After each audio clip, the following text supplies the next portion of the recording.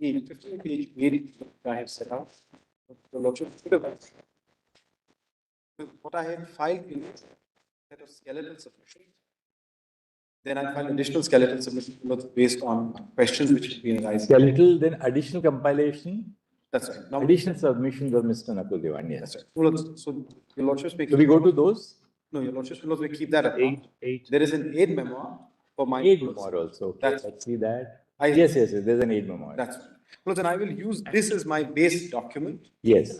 Because whenever your lordships will be looking at this matter, all my written submissions, my skeletons will be there. Because I don't necessarily need to go there. Look, let me just broadly first set out what my position is. I will adopt Mr. Khambata's submissions in its entirety. As far as Mr. Rai's submissions are concerned, in fact, I did mention this to him also. I adopt the submission, save an extent with respect to two aspects. I don't think it is necessary for your lordships to completely jettison the group of companies doctrine, even though in my respectful submission, as a silo doctrine, it really doesn't add to anything very much. And two, doing away with the concept of implied consent. Because in my respectful submission, and I have got 6 broad headings on the basis of which I'll make my submissions today. The doctrine of implied consent does not do away with the formality of an arbitration agreement under Section 7. It doesn't and it can't. And the reason for that is that whenever you imply a term into a written agreement, it is deemed as if that clause or that term in fact forms part of a written document. Now, if you imply that a particular person who's a non-signatory is actually the real party, then in my respectful submission, in fact, squarely falls within Section 7, and I'll make that good when I deal with the Section 7 submissions that I have. So let's go to your aid memoir then. Yes. Because I'm on my aid memoir, paragraph 2. Because your lordships may come straight away to paragraph 3. I'll tell your lordships how I've structured the aid.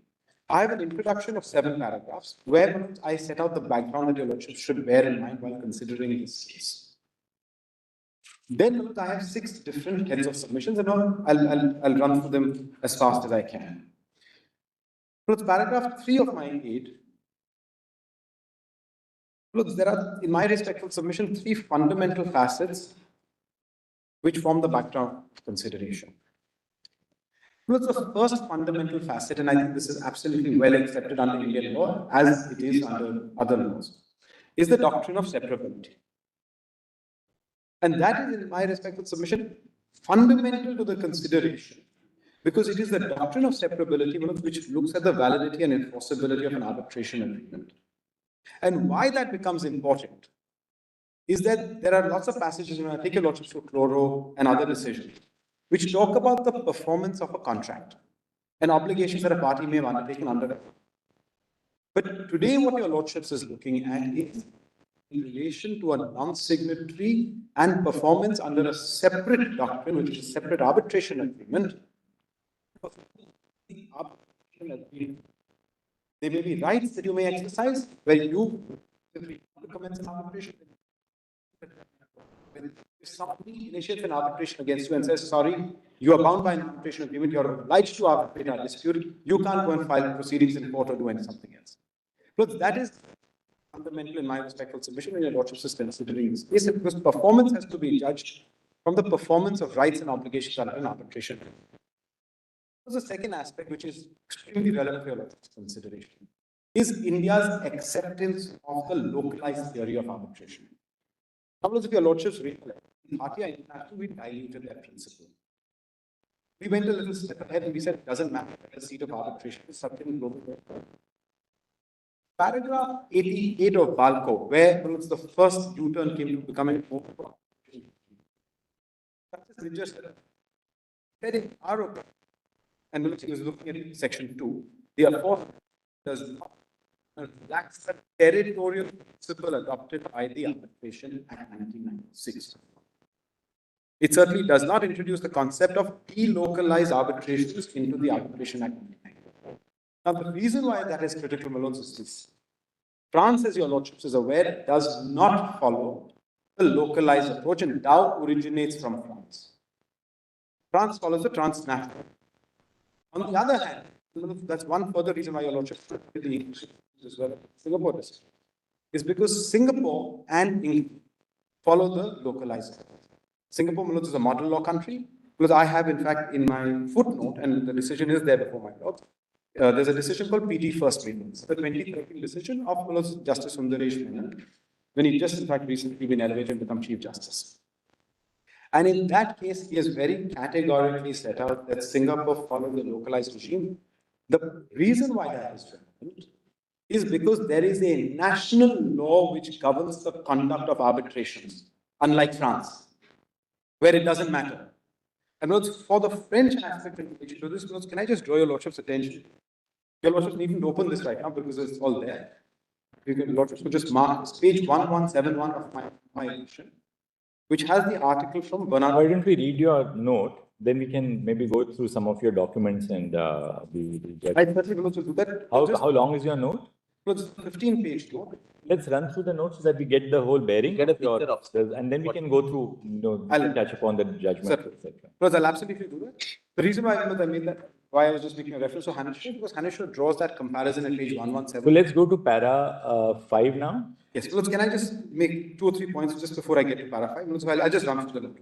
And the third doctrine is, we've accepted that contracts are certain and terms must be read as such. Now, why the adequate public policy? Because your lordship is considering a doctrinal approach, and there's no difficulty with that. One, we want to be considered as a hub for arbitration. Two, and this is slightly critical. Awards which are made in India need to be enforced outside of India.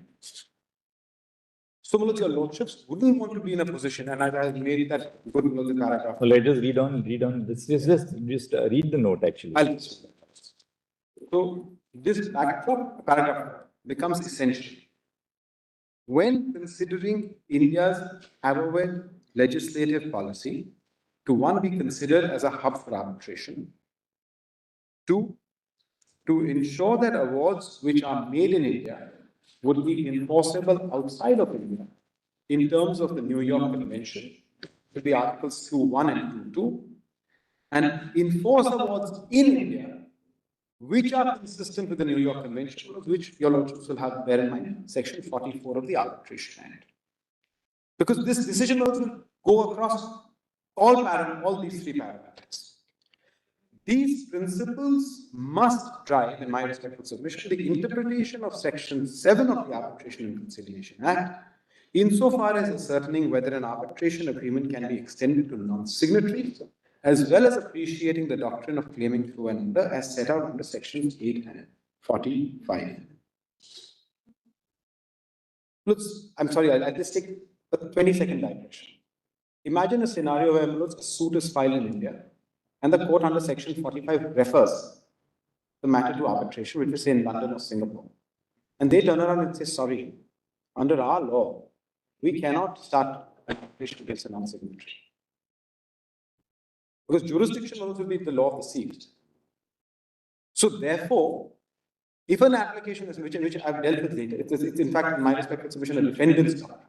If such an application gets filed, how does the court proceed? Does it just send everything to arbitration?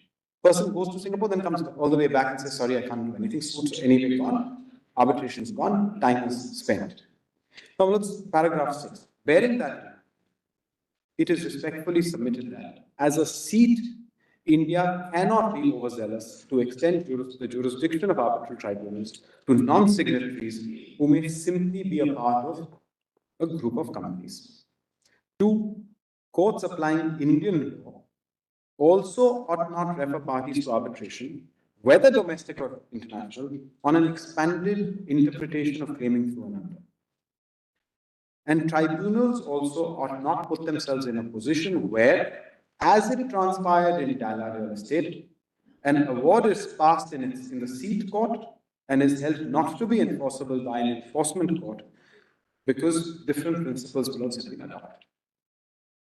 And why this is again extremely important is what I've said at paragraph 7, because your lordships is dealing with the question of jurisdiction. It is imperative to bear this in mind that since this issue touches upon the jurisdiction of arbitral tribunals, any interpretation by this honorable court ought to be consistent with internationally accepted principles for joining a non-signatory to an arbitration. That is because the issue of jurisdiction is considered de novo by a court, whether it be the setting aside or the enforcement of arbitration. This has been set out by the Singapore Court of Appeal and PT First Media, where the court stated that jurisprudence of the Singapore Court has also evinced the exercise of de novo judicial review. The Singapore International Commercial Court, this is in fact Sir Bernard Eder in CPU, where he stated a challenge to the tribunal's jurisdiction should be heard by way of a de novo hearing, as well as Dalla, where at the enforcement stage, what the court said is our view that an arbitral tribunal's own view on its jurisdiction has no legal or evidentiary basis, and a party who has not submitted to the arbitrator's jurisdiction is entitled to a full judicial review on evidence of an issue of jurisdiction before the English court. So my suggestion, Lords, and as I'll make that good, is going to be this: if we overexpand this doctrine, even if I have an Indian-seated international commercial arbitration, and the arbitral tribunal proceeds against a non-signatory, when I go out to enforce that award and there's a de novo review of jurisdiction by countries which follow the localized regime, maybe not in France, but there's a significant number of countries under the New York Convention follow the localized regime, the unilateral. That award is susceptible not to be enforced on the ground that there is lack of jurisdiction. So whatever interpretation that your Lordship sets out today transcends three spheres: the sphere of the tribunal's jurisdiction, the sphere of enforcing awards outside of India, and take the case, say, of an Indian company, an Indian parent, a big trading house, say, taking sugar millets from UP, exporting it outside. It takes the call. It says, I'm setting up a subsidiary in Singapore, I'm setting up a subsidiary in the BVI, I'm setting up a subsidiary in Cayman Islands. It's fully entitled to that. That BVI company and the Cayman Island company enters into a contract with a Chinese company or Hong Kong company or whatever. There is a dispute. That arbitration award is passed against the BVI company or the Singapore company. Let's assume the Singapore company is a $2 company, but the Chinese or the Hong Kong company perfectly with its eyes wide open says, I will enter into a contract with a $2 company and I will, at the end of the day, have my dispute with the $2 company. Dispute is fought, dispute is lost. Can you enforce it against the Indian company in India? In my respectful submission, the answer is no, you can't. Because with open eyes, you, the foreign company, contracted with my foreign subsidiary. Now you fight it there. That's why Section 44 will become critical. New York Convention Articles 2.1 and 2 will become critical, because this interpretation that your Lordships give today will run across all these three: tribunal's jurisdiction, 2.1 and 2.2, and 44 of the arbitration. Mr. Diwan, you are talking about enforceability. That's the emphasis now. It's all three. It's equal also. But yes, you see, just by applying the doctrine, we are not saying a non-signatory is being brought in. We have to also look at his intent, his conduct. Those are the parameters on the basis of which we'll apply the doctrine. I mean, just because the doctrine is, we adopt that this is a doctrine to be followed, it doesn't mean that we bring in non-signatory without looking into their intent and conduct. Your Lordship is absolutely right. And which is why, my Lords, one of my submissions where I point out to certain paragraphs in Chloro and Cheran and MTNL, which, my Lords, I'll tell your Lordships, from practical experience, because we use all these judgments very often, my Lords, in international commercial arbitrations to either bring in a non-signatory or to try and move away from an arbitration, are used in a manner which, in my view, overexpand the jurisdiction of the tribunal. And since your Lordships is sitting in 5 today, in fact, one of my submissions is going to be that your Lordship should either clarify those parts or set aside or strike out certain parts of those decisions, so that it cannot just be a group of companies or single economic entity and nothing. It cannot be. It can't be nothing. That's right. But there are parts of all of these judgments which, fellows, are cited often and often enough, which become a That, I mean, that's what lawyers' ingenuity is something which you cannot ever curb. Since your Lordships is giving clarity today, and I made that good, and I'll take your Lordship. That's only a great aspiration that, judges can give clarity which will last for all times to come. But it's as good as the next lawyer with an imaginative mind. Yes. But certainly your Lordships, in my respectful submission, sitting here, should look at this aspect, which I think is important. because it has significant ramifications. And that's really the point I wish to. You seem to be suggesting that the omnibus expression of group of companies is not very precise. So go into expressions such as consent and other things is what you are. Mutual intent. Mutual consent. intent. Yes, please. Don't go by just the economic entity being the same. It's like that, which have generally been. In fact, it was the test which I have suggested that your lordship was. So concrete suggestions as you suggest, Mr. Yes, it was in fact that is set out in paragraph 27, and I'll come there. Kamala, let me just quickly run through paragraph Yes. 8. The very foundation of arbitration is all based on consent. In fact, we had this book, there's an entire Oxford University Press book on consent in international arbitration. We put this version of it here.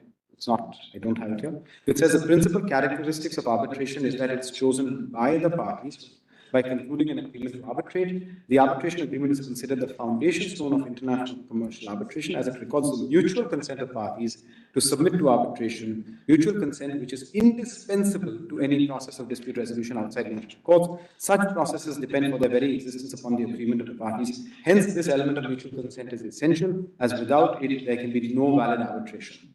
Under Indian law, such consent is typically required to be expressly set out in writing by means of an arbitration agreement, and that's a standard signatory legal doctrine. Now, my first bullet submission is this: the group of companies doctrine and the single economic entity doctrine have no legal form and cannot be the basis for imputing consent. It is respectfully submitted that the GOC doctrine has no legal form. As set out in paragraph 8, these are my first skeletal submission. The GOC doctrine is a purely economic concept, which has no basis in either contract or company law. It runs counter to the principle of separate legal personality for companies. And this decision that I have cited, which is the Bank of Tokyo, in fact, it's Lord Gough's decision, whereas Lord Hoffman, then a lawyer, was arguing. And interestingly, your lordship will find the same quote even in Mr. Khambata's submission. We just happened to have extracted it at the same time, where he says, Mr. Hoffman suggested willingly that it would be technical for us to distinguish between parent and subsidiary companies in this context. Economically, he said, they were one. But we are concerned not with economics, but with law. The distinction between the two is in law, fundamental, and cannot be breached. And also that same book that we have, which is Consent in International Arbitration, what they have set out is this. The group of companies doctrine is probably the most prominent and controversial of the theories developed to extend an arbitration clause to non-signatory parties. Unlike other bases for binding non-signatory parties to an arbitration agreement, such as agency, alter ego, estoppel, which have their origin in contract law or company law, the group of companies doctrine was developed specifically in the arbitration concept. The treaty is also carefully analyzed various countries and compares the acceptance or lack thereof of the GOC doctrine. My Lord Justice Narasimha, in fact, put that question yesterday. Is there a comparison? Lord, in this treatise, there is a comparison. Lord, it is part of the bundle of authorities that I have cited. Your Lordship can look at it. It deals with France, Switzerland, England, and the United States. And let's talk about how and when it gets accepted. Now, the rejection of the doctrine as a basis to extend the jurisdiction of an arbitral tribunal over a non-signatory in Peterson Farm was also relied upon by the Singapore High Court and Manchester Steel at paragraph 75. Now, it's paragraphs 12, 13, and 14. I have extracted from the Singapore High Court's decision in Manchester Steel. But can I just take your lordship through that decision? We'll go through this and then we'll go through the decisions. Certainly. Yes. So, the rejection of the GOC doctrine as a basis to extend the jurisdiction of an arbitral tribunal over a non-signatory in Peterson Farms was also relied upon by the Singapore High Court in Manchester Steel, which at paragraph 75 observed that for now the import of Peterson Farms was that as a matter of arbitration principle, a tribunal has no jurisdiction to bind strangers to the arbitration agreement on the basis that these strangers are part of a large group under the group of companies doctrine. This was yet another example of how stringently the courts regarded consent to arbitration. Similarly, even the single economic entity doctrine has no legal form. In Manchester Steel, the Singapore High Court rejected the argument that a single economic entity concept is recognized either under common law or under Singapore law.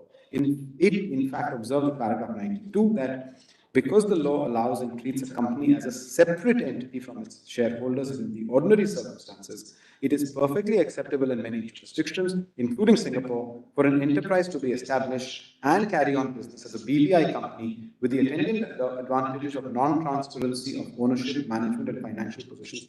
Generally, a BVI company need not make public details of its shareholders, directors, or financial statements. That the shareholders of a BVI company are unknown or may not be identified through public means is not relevant as to whether a BVI company has capacity to enter into legal relations. Its capacity is derived not from its shareholders' legal personality, but from its separate and distinct corporate legal personality. Why any business person would choose to contract with or accept the credit risk of a BVI company without extracting a personal guarantee or some security is, of course, a separate matter.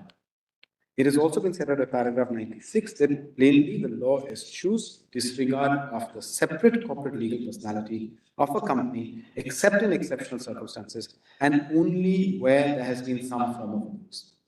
Respect for separate corporate legal personality of a company with the rights and liabilities attached to that personality is sacrosanct in nearly every other circumstance. So, Manoj, in your lordship lifts a corporate veil, etc., those are different circumstances. Otherwise, separate legal personality is accepted. And if you've chosen to transact with the BVI company, then you've chosen to transact with the BVI company. And if your arbitration clauses with the BVI company or a Cayman Island company, then that's what you as a counterparty have chosen. Nobody is stopping you from going to court, which is the Section 28 argument which Mr. Khambata had raised. And we fully subscribe to that. But if your arbitration agreement is with the BVI company, and that's a separate legal personality, then that's where it stands, unless, of course, the other grounds are made out to bring a non-signatory in. Since neither the GOC doctrine nor the single economic entity doctrine can be recognized as ones having any legal form,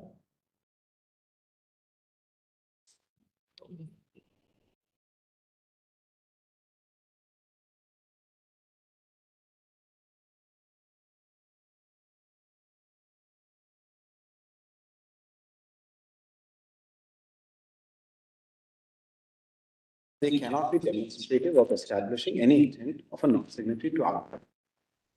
So that's my broad basis. Now, as I come to the facets where I think where Chloro, Cheran, MTNL, and ONGC, my respectful submission should be clarified, or I've said it. Let's just first look at paragraph 103, Chloro, which sets out two bases.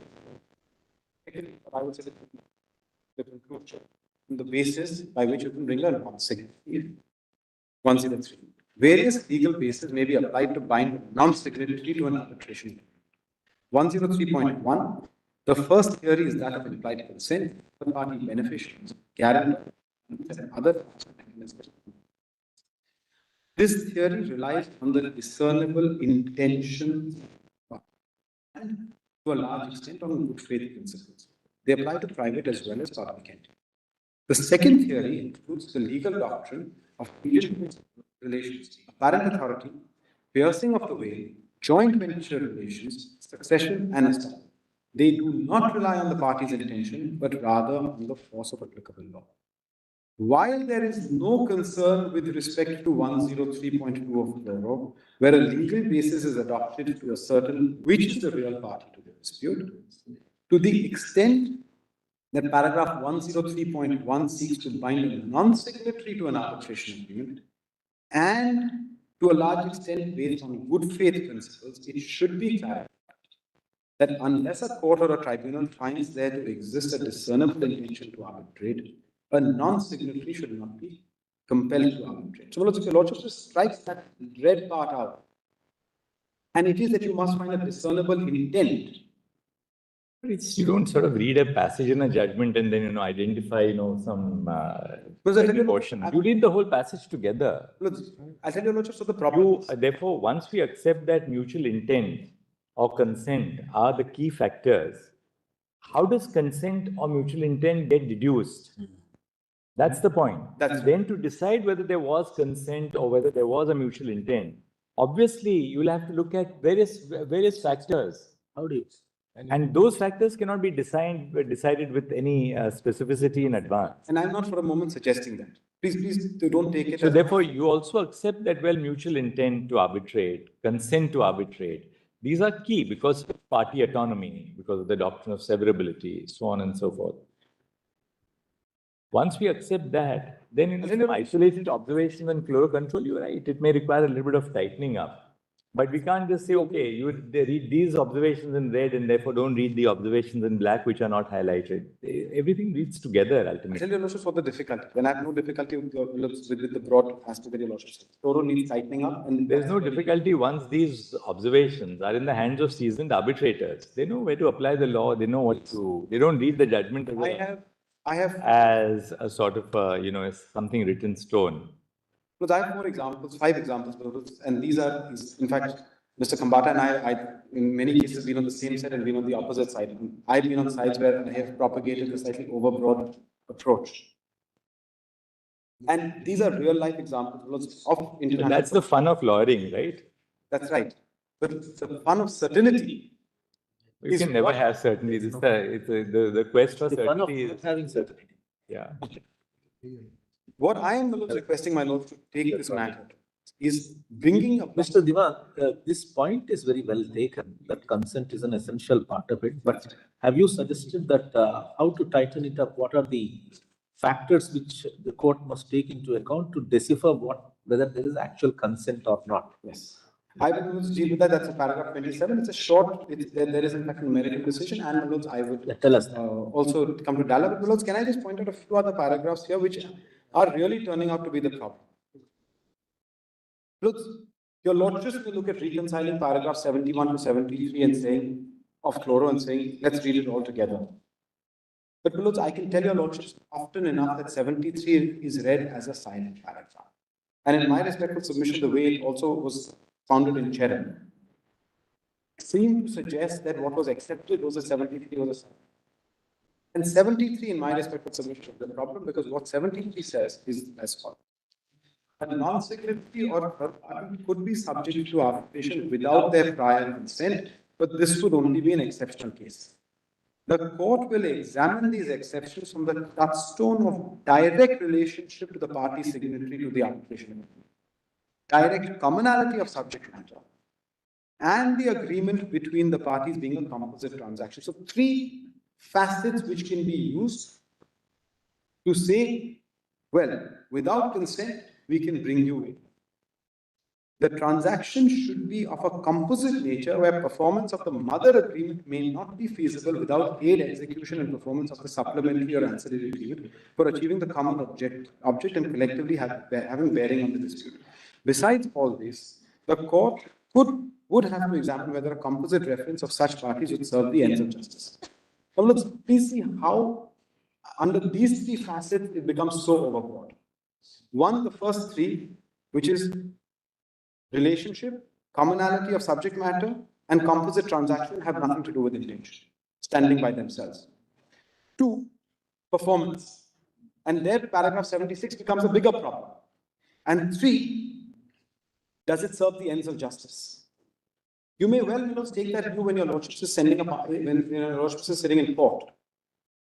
But when it's an arbitration agreement and someone hasn't signed it, and you haven't chosen an institution which allows for consolidation or joinder, when you're sitting ad hoc, can you just bring in a party?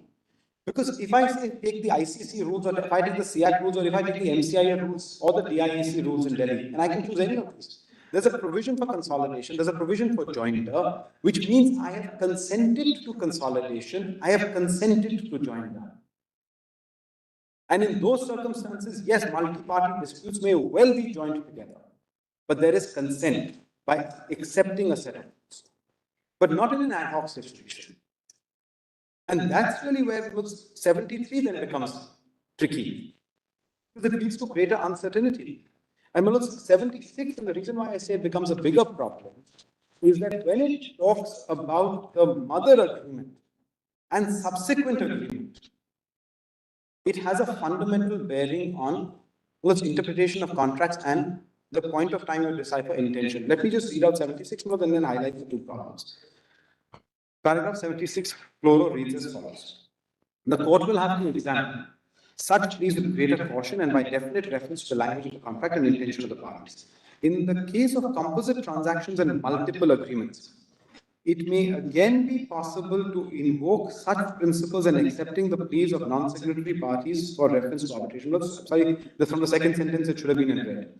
Where the agreements are consequential and in the nature of a follow-up to the principle of other agreement, the latter containing the arbitration agreement, and such agreements being so intrinsically intermingled or interdependent that it would be their composite performance which shall discharge the parties of their respective mutual obligations and performance. This would be a sufficient indicator of intent of the parties to refer signatories as well as non-signatory parties to arbitration. The principle of composite performance would have to be gathered from conjoint reading of the principle and supplementary agreements on the one hand and the explicit intention of the parties and attendant circumstances on the other. Both paragraphs 73 and 76 are inconsistent with two fundamental concepts. 73 permits a non-signatory to be roped into an arbitration agreement merely on the basis that there is direct commonality of subject matter and the agreement between the parties constitutes a composite transaction that is insufficient to justify consent. 76 is inconsistent with the basic principle that intention of the parties to an agreement must be determined not only from the text of the agreement, but also from the date of its execution. If on the date of its execution there was no subsequent agreement, then it could not be envisaged that an arbitration clause in a mother agreement would bind a subsequent agreement unless so expressly provided. That's when your doctrines of incorporation, etc., will come in. But if I have signed an agreement on the 1st of January 2023, and it's a long-drawn contract, and I sign another agreement on the 1st of January 2024, and that either has a separate dispute resolution clause or has nothing. From a contractual interpretation perspective, how can you say that your mother agreement, which is 1st of January 2023, envisaged that subsequent disputes in a subsequent agreement would be covered by that agreement? That could never have been the intention of the parties unless it was expressly provided for. Saying all future contracts or all disputes arising out of future contracts will also be a part, because it's a separate contract. And it happens.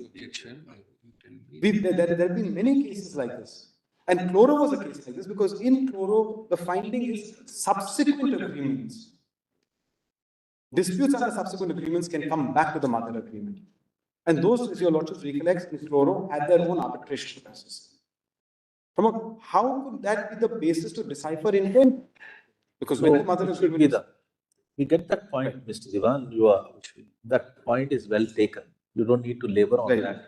All those passages in Chloro and subsequent, the point is well taken. You have understood your point. Now, move further. Tell us, which is the method? What is the method? What is the process by which we would arrive at the actual consent as you appropriate? Very good. You have para 31, 28 and 31. Very good. So I will skip. Let's go to... I'll skip a couple of paragraphs. So 21. We see now come to 28 is where you quote 28 where you start actually. So 21, 23, 25 words, in my respectful submission, point 2. Same thing. The same kind of problem. Same thing. Just one greater concern which arises from the ONGC. Just look at para 25 of my submission, where that these paragraphs allow non-signatory to be bound without consent would make them inconsistent with the fundamental facet of arbitration, can only be resorted to with the consent of the party. And that little part that I wanted to refer to from ONGC, which is problematic in my respectful submission, is that paragraph 30 of ONGC, where it is said, it noted that written intention to arbitrate between parties can extend to bind non-signatories with the aim to target the credit-worthy member of the group of companies. This is what Red says, which you have quoted yourself. I have. Then exactly, we have referred to Redfern, we have quoted Redfern there. That's why I'm not saying I'm not promoting. Where you have referred to Redfern yourself. I certainly have. Redfern expressly refers to what is the purpose of the doctrine. That's right. Now, paragraph 27, your lordships is absolutely right. I have referred to Redfern and how Redfern reads down now. That's right. And what Redfern effectively was a paragraph 27. I mean, what I've said out of paragraph 27 says this.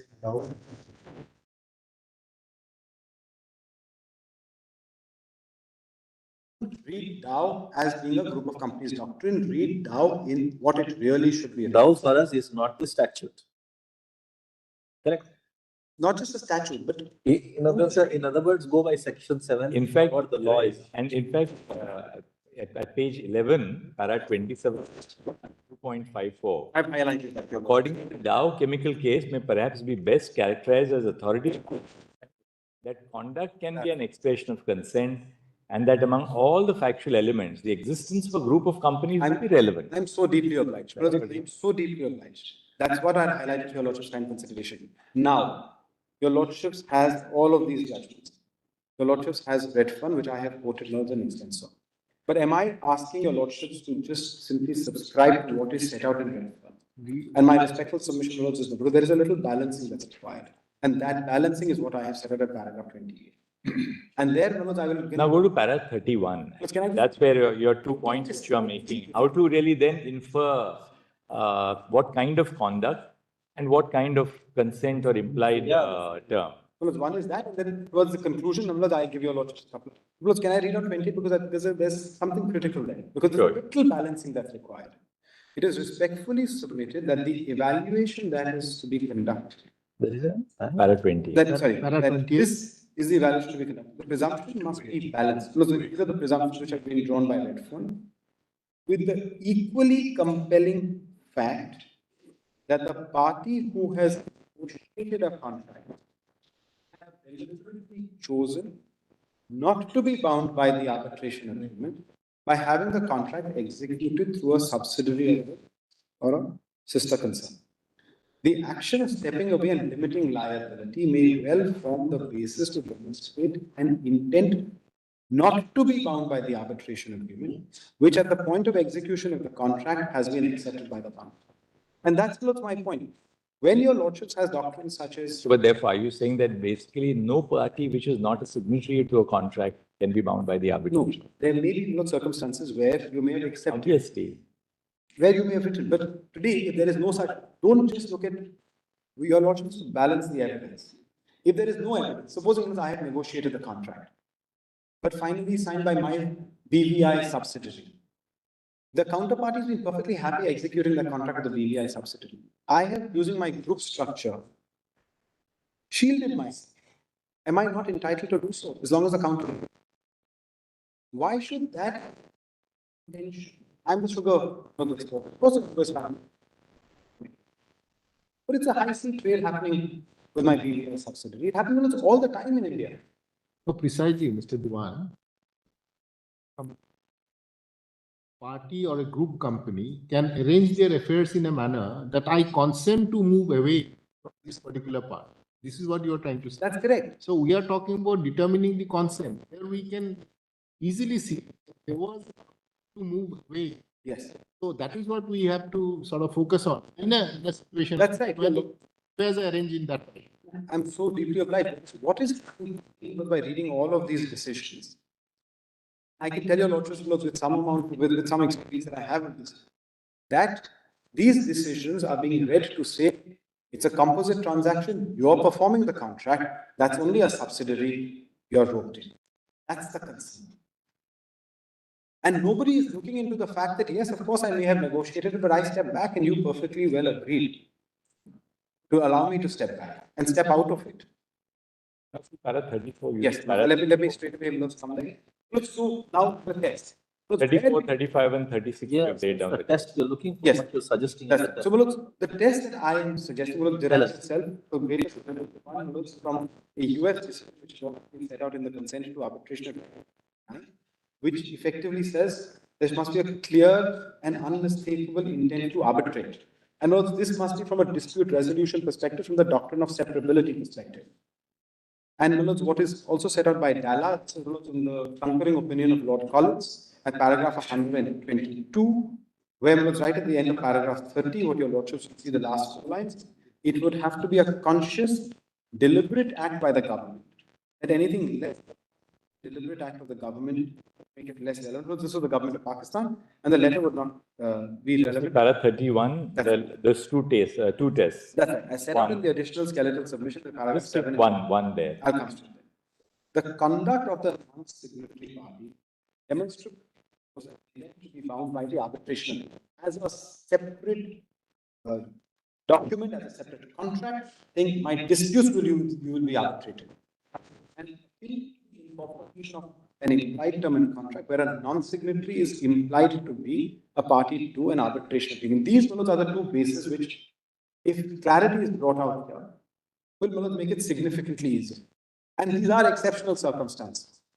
If there is something which meets the NABA power penta test, and you can get me in, get me in.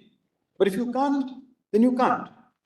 So these, and Now see, para 34, 35, 36 is important actually. that's it.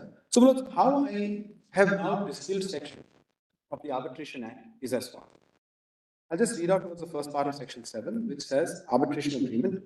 In this part, arbitration agreement is an agreement by the parties to submit to arbitration all of certain disputes which have arisen or between them in respect of a defined. Now, I divide that part of section 7 into two parts. There are two parts of section 7 of the Act. I'm reading paragraph 13. The first of which is the agreement by the parties to submit to arbitration certain disputes. So, that's the first part. The second part of section 7 relates to the manner by which such disputes will arise under a defined legal relationship. Now, in these proceedings, binding a non-signatory to an arbitration agreement ought to be considered for the first part of section 7, which is whether there is an agreement by the parties to submit to arbitration. It is only on the conclusion of such inquiry that the basis and substance of the dispute which may have to be arbitrated are required. So, So that's how I break section 7. And what I also must further submit is that it is, paragraph 35 is that the definition of party ought not hinder your motives. Because a party, I will say, should be the real party. Because 2(1)(h) says unless the context requires otherwise. So your lordship is not bound by just the definition as it stands. And therefore, the paragraph 36, I say, if in a particular case it has to be ascertained that the real party to the arbitration agreement is a non-signatory, then the definition of 2(1)(h) ought not come in the way of restricting the arbitration only to the signatory. Now just let's see your conclusion, Mr. Diwan. Yes, no, just the little point of claiming through and Through and under, it's okay, Mr. that's right. I'm not going to repeat anything there. But please remember just one thing. When the section 8 and section 45 come into operation, I have filed a suit in India. Very clear. It can only be related to an Indian suit or any other Indian proceeding. A non-signatory comes claiming through and under, saying, why have you filed it against me? I am claiming through and under against this as a defendant. Send me to arbitration because there's an arbitration agreement with somebody who's a signatory. Certainly the signatory comes, no difficulty. It's a direct 845 reference. Claiming through and under is actually a defendant's job.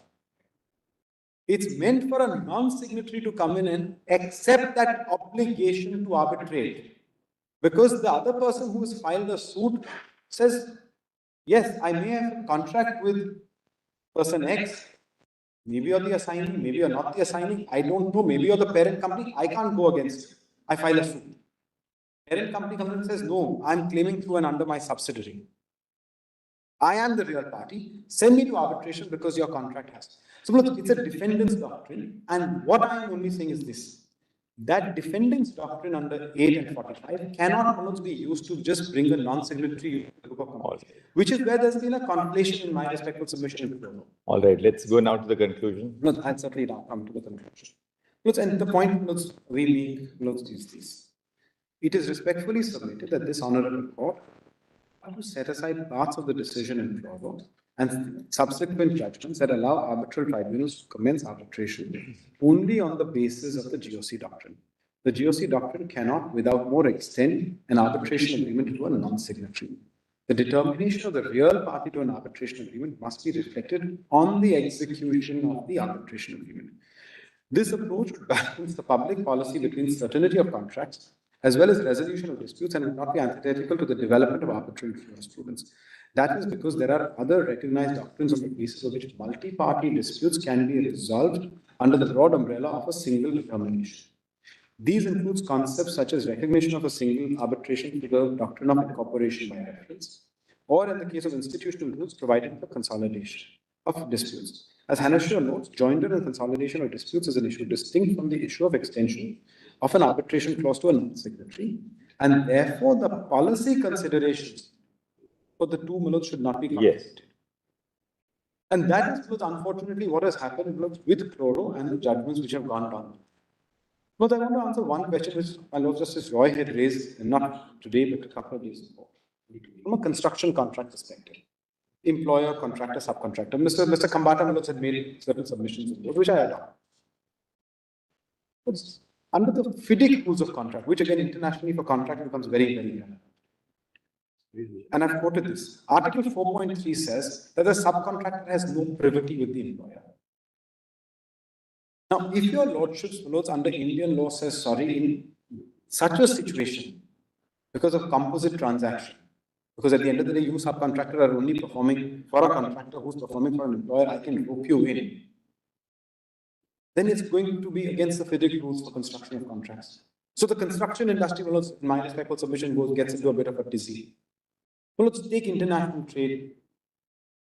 The way companies are set up for international trade and commerce, again, also provides group structures. And therefore, I would be very hesitant in accepting, as the other side says, chloro in its entirety. And the judge. Right. Thank you, Mr. Diwan. I think thank you very much, Mr. Diwan. But I'm so deeply obliged.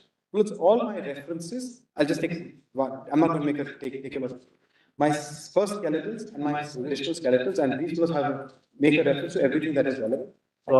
Thank you, Mr. Diwan. Because I'm so deep.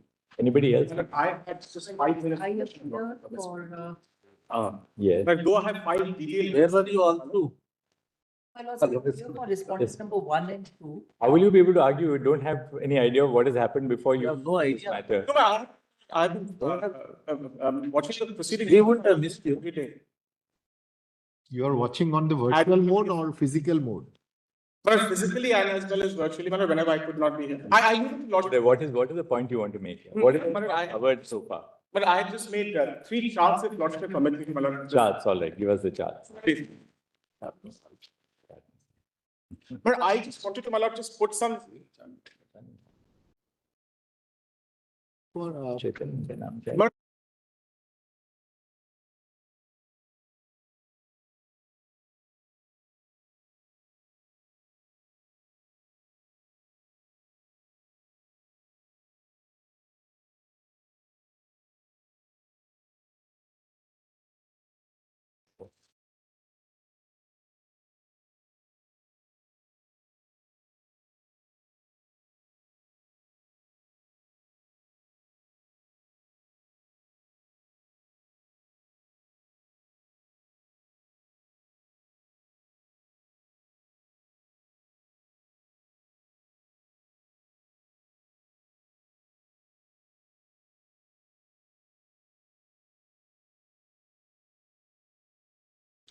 But I just wanted to, my lord, just place before Lordship just the elephant on the table, and this, my lord, unfortunately, I didn't have solutions, but I was raised certain important issues, my lord, the Lordship Yes. to consider.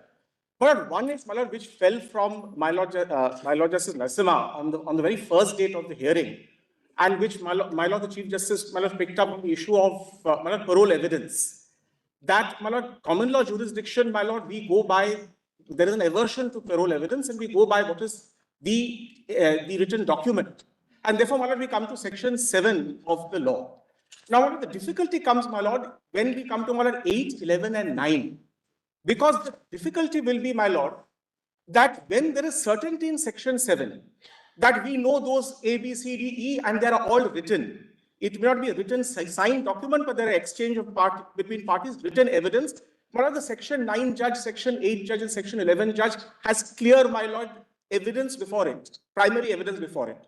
Now, my lord, what happens, my lord, when you don't have that and you have to go beyond the world? My lord, that is why the difficulty will happen, my lord, if this group of companies doctrine traverses beyond, my lord, section 7. My lord, for example, in our case, my lord, it took 3 years and we suffered an interim order. So much so, my lord, there was a restraint on alienating assets. So, what would you like to? How do you formulate your submissions? Yes, my lord. My first points so that you can just take them down. And yes, my lord. My first proposition, my lord, with Lordship will see from the chart which I have given, the first chart. My lord, what the group of companies doctrine does is it conflates, my lord, 2 contrary concepts. If Lordship sees the chart, my lord, I have given at the first paragraph, my lord, is called the which requires presence of wrongdoing, and the second column is absence of wrongdoing. Now, my lord, Professor Gary Bond calls the first one non-consensual, meaning, my lord, that there is not even requirement. What if you formulate it? May I formulate that? First Yes. proposition First you are saying. Our first proposition is the group of companies doctrine conflates contradictory propositions of law and hence is unworkable.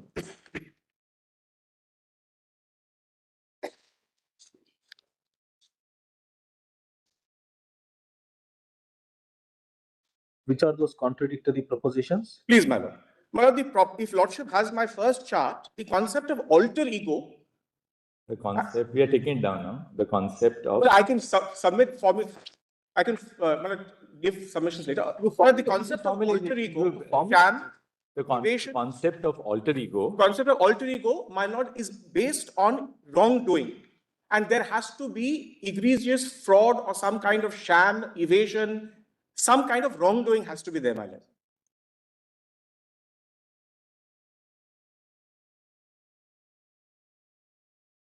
And here, my lord, the intent is not so much as whether you're intending to be bound by the arbitration agreement.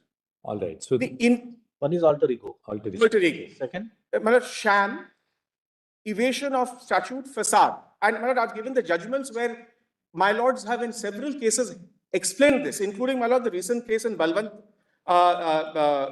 case. Lordships have, my lord, dealt with this issue.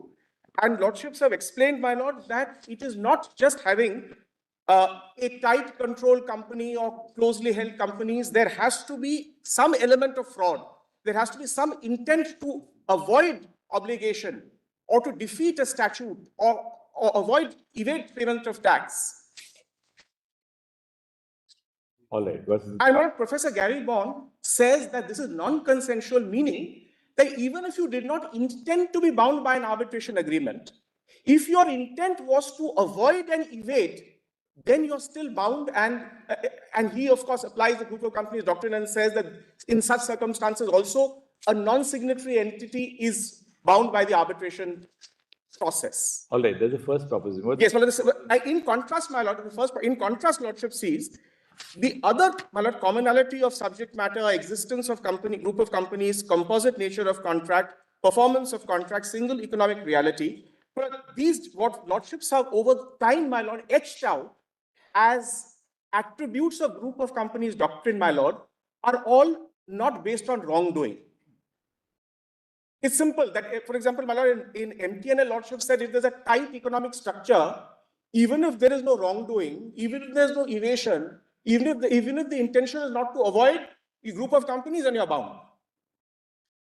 Now, my lord, the difficulty is, as I was saying, my lord, a section. So what you're really saying is that the whole concept is intended to reach out cases of fraud, positive wrongdoing. I'm obliged. And, I'm obliged. These aspects which have been highlighted in chloro, they really are not based on wrongdoing at all. You may have a composite contract, you may have performance by one Absolutely. of the obligations of another without any I'm obliged, my lord. I'm obliged. And if 7 is absent, my lord, if the 7 test is absent, you cannot bring in such. We got that, yes. That's all. Well, the second, my lord, related to this, my lord, and my lord, this is the issue. My lord, of course, my lord, I'm trying to pitch it at a level, my lord, I don't know whether lordship will accept this. But what I'm submitting is that even with regard to, and my lord, this is where lordship will have to reconcile because I've given the contradictory judgments of all the high courts, my lord. Even when it comes to egregious fraud or alter ego piercing, my lord, Honorable High Court of Delhi and Honorable High Court of Bombay and Honorable High Court of Madras have taken contradictory views. Coordinate judges have taken contradictory views, and I've given the, my lord, the table in the third table. I will not read it, my lord. But that an arbitral tribunal, being a creature of a contract or with a specific remit, will not have the plenary powers of the court. My lord, these judgments are post-competence, post, my lord's chloro control. The learned judges are aware of all this. Yet they hold, my lord, that a court, an arbitral tribunal being of limited jurisdiction, cannot pierce the corporate veil, and that can only be done by a court of plenary jurisdiction. My lord, just to name a few judgments, my lord, in the Delhi High Court, my lord, I've given in the third chart, Sudhir Gopi versus IGNU. My lord, Justice Bakru's judgment is there. And my Lord, Bombay High Court Justice Gupta's judgment of NOD Bearings Private Limited, I've given as serial number 3, my Lord, of the third part, my Lord. I've just extracted given these judgments. I didn't want to waste Lordship's time by going through my submissions, but I've extracted those parts where these the discussion is there, and the High Court says that it cannot go. The tribunal cannot pierce the veil. So my lords will have to reconcile this, and my lord, of course, lordships will hold one way or the other that whether this group, I mean, I've given also my lord, the other judgments which are held, they can do it. So my lords will have to, my lord, reconcile this issue. And my lord, the last thing I would submit, my lord, and which I was submitting on Vidya Drolia, and I'm done, my lord.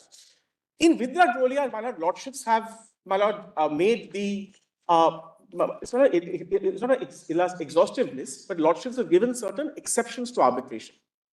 Now, my lord, two exceptions, if I may, my lord, place for lordship's consideration. My lord, one is when there's an adjudication at rem, or it has an effect at rem. And the other is when there is a statutory machinery provided for the adjudication. And lordships have in both these circumstances, it is out. The arbitral tribunal cannot enter into this domain. And my lord, I have given in that second chart, my lord, First instance, in the case of in rem would be a probate. I'm obliged. And the second would be surface, where there's a example. Deeply obliged. Or in my case, my lord, I will submit if lordship considers the Companies Act. Because my lord, in the Companies Act, and I've given the sections in the second chart, all the provisions are there for inquiry and investigation into the character of the company. Right. Now, would lordships, my lord, permit a tribunal, which is a creature of two parties agreeing to an arbitrator who may not be a trained lawyer? There is no, my lord, obligation. As lordships said the other day, it could be a technician, it could be an engineer, an architect. Would lordships say that the power which is vested in a tribunal by the statute of determining who is the controlling authority, or would that, my lord, be given to an arbitral tribunal? Ultimately, my lord, certainty, my lord, which is the issue. My lord, I'm obliged. I'm so sorry, my lord, I interrupted. Thank you. Right away. That is thank you, Mr. Ghosh.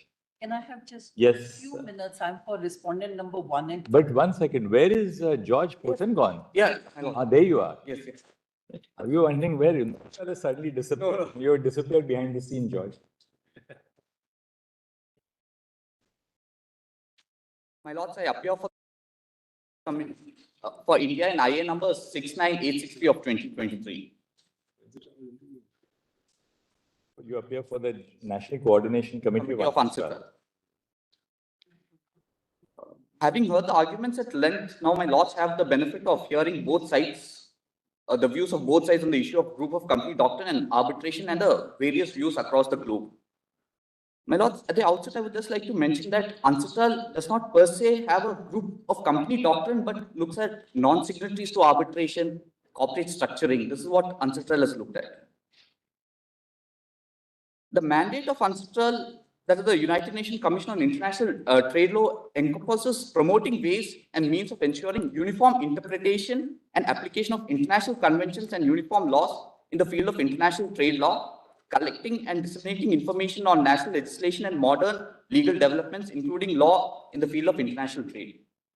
You have a note? Give us a reading. I'll give a note after this, my lord. I'll just I'm just skipping most of it, which is already covered. I'll prepare a note with comparative. What is tell us, just formulate what your point is, George. My lords, I'll just draw a comparison between the Indian Arbitration Act and the Ancestral Model Law, the 2006 amendments to the Ancestral Model Law, the reason for the amendments, and I'll also touch upon the New York Convention because the model law complements the New York Convention. And last point would be on arbitration without privity.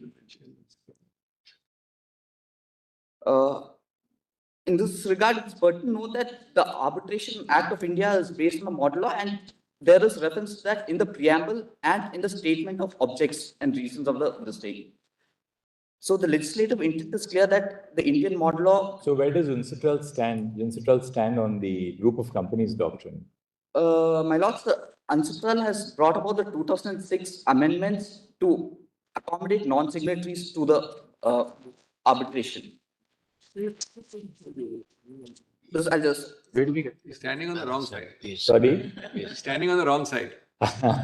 Well, I mean, it's non-signatory is not a group of companies doctrine. That's why I said it's I mean, neither here nor there, but I'll just put it across what exactly it's. I don't know how many countries have accepted the 2006 amendment. Yes, I'm coming to that.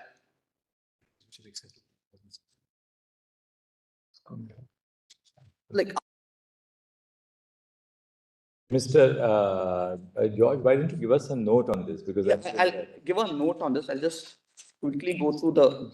because that'll be better. You know, we'll be able to then see how it has evolved. Yes, yes. But perhaps you have prepared a note which also takes into account other this thing, but so you can just consolidate and, sort of Yeah, I mean, produce a the lot- note and then give it to us. Yeah, a lot of it was a repetition of what. That is what, we're trying to avoid that. So in your note, just delete the part which have been covered by the others. Yes, yes. And Right now, focus what- on Ansika. And right now, just sort of formulate your points and Yes. you can give us a note. So just in 2 or 3 points that you want to make, you can tell us, take it down. Yes. So Is what's there the any first- suggestion that you have or any idea that you would want us to know? Just you can tell us that. Yes. It's page, if your lordships could have volume 1 of my compendium, page 33. Just formulate it, George. Yeah, I'll just read this out, my lords.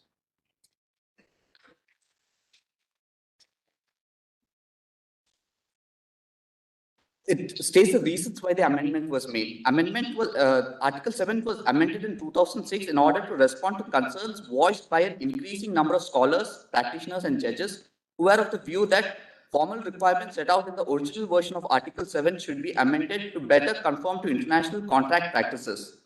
It was pointed out by practitioners that in a number of situations, the drafting of written documents was impossible or impractical. In such cases where the intention of the parties to arbitrate was not in question, the validity of the arbitration agreement ought to be recognized. George, you put all this in the note. Yes. Make it a short 3 or 4 page note and give it to us. Yes. We'll have a background of why the 2006 Act model law, why the model law was amended in 2006. Yes, How many countries have accepted the broadening of the definition yes, in the arbitration agreement? and yes. You can give it to it. If Let's I can call just- upon the other side so that you can If I give can just us. touch upon 2 points and just on the arbitration without privity, because I mean, Dala and those chemicals have been dealt at length. So I'll not touch upon that once again. But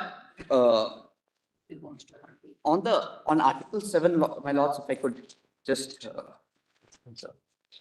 quickly have it's.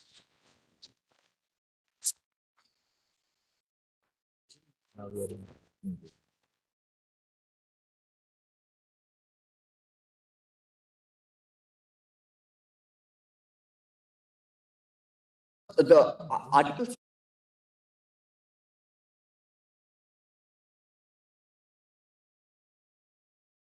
George, give us a note. Just give us a note. Sure. Very, very, very brief. I am for respondent number 1 and 2 in 5101. Ms. Arora, you're on the right side, right? George was on the wrong side. I hope you're on the right side. I am on the right side. Right side in the sense that you are supporting the group of I am companies. completely supporting the arguments that have been advanced by the learned Solicitor General and Dr. Singhvi. And I support the principle of group of companies to be read in. I only have a very, very brief, let me just make Tell the us your points point. very clear. My lords, first of all, I have heard whatever I have staged now. All these matters, Mr. Devan has appeared for respondent 9 in 501.1. I believe Mr. Darais Kambata has appeared for respondent number 8 and Mr. Ghosh for the petitioner.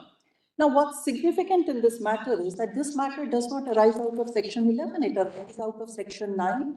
And section 9 is very distinct and different from section 8 and section 11 because section 9, while the court may have applied the principle of group of companies to pass an order restraining the parties because of the very nature of the contract, but section 9 principles are entirely different from that of 8 and 11. My lords, by various orders, it has now been held that third parties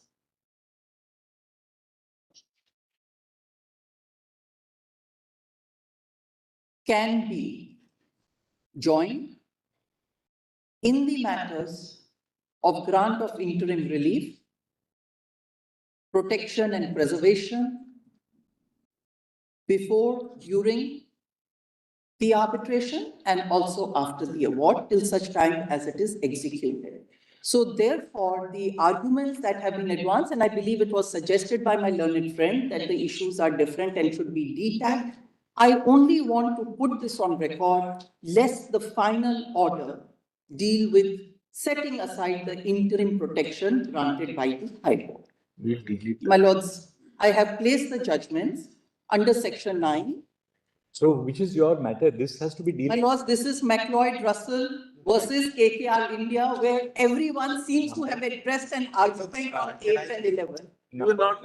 My lords, it is, 501. it's 501.1, it's 8607 of 2022. The most we hear, we will take it that arguments were addressed on the general. That's right. reference. We're not going We are not I am grateful, my lords. I needed that clarity. to before the regular. We are not going. I needed that clarity to be in because I didn't want to be faced with an order suddenly setting aside an no. interim protection. We're not Now, my deciding individual cases. Look, Yes. Mr. Arora Now, my lord, made that point. come Mr. to- Ambata, in fact, clarified that we were only arguing on law. And Very well. all of us have been only arguing on law. None of us have really gone, I mean, your lordships haven't even touched the facts in McLeod. Now, my lords, coming down to very, very briefly, and I will just take about 5-7 minutes of my lord's time and no more, because most of the judgments have been read, and I'm not going to read it except to the extent it may be absolutely necessary. My lords, the entire principle of group of companies is based on an aspect of, as my learned friend argued, is protection holding companies, subsidiaries, etc., which may be within the group. It is well recognized in the matter of corporate structuring that very often there are companies which have no or little assets, and a holding company may be the one which will hold all the assets, and they may be only leased to the subsidiaries, or it may be vice versa, and that is to ring fence and protect yourself from the arm of the law in the event either the subsidiary or one of those group companies gets exposed to liabilities. That is a principle my lords will find in respect of structuring of the holding companies or the group companies very well settled, because the idea is a protection. Argument has been that, look, short of a case of egregious fraud, Yes. these are structural arrangements which the law does recognize. I have no issue with that. They may be done for the purpose of taxation, they may be done for whatever reasons, ring fencing, protection. I'm not on that aspect at all. But I only want to restate the principle when I show the judgments, whether it comes from Chlorocontrol, Chevron, MTNL, and the last one in ONGC, that the court reaches out on what was your intent, was what, as it was argued just a few minutes earlier, was it your intent that I'm not going to allow an exposure of my assets into this contract, or did you conduct yourself in a manner which was representative to the other party entering into the agreement that yes, the other companies within the group will stand for the liabilities, obligations under the contract. That will be the test. And in that context, if we start from Chlorocontrol itself, if my lords, may I not take you to the judgments? If my lords have the written submissions filed by my colleague, I just want to show those few words.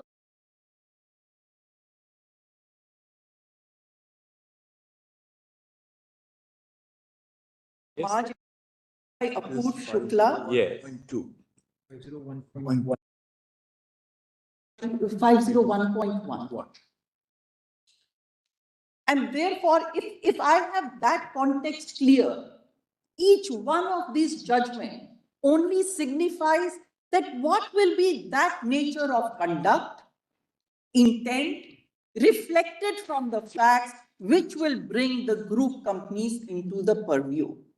Fellows, we say a lot about non-signatories to be taken out. The principle is that each one of the judgments says non-signatory group companies. So the question of signatory does not arise, because if they were signatories, they were automatically bound by the contract and the arbitration provision.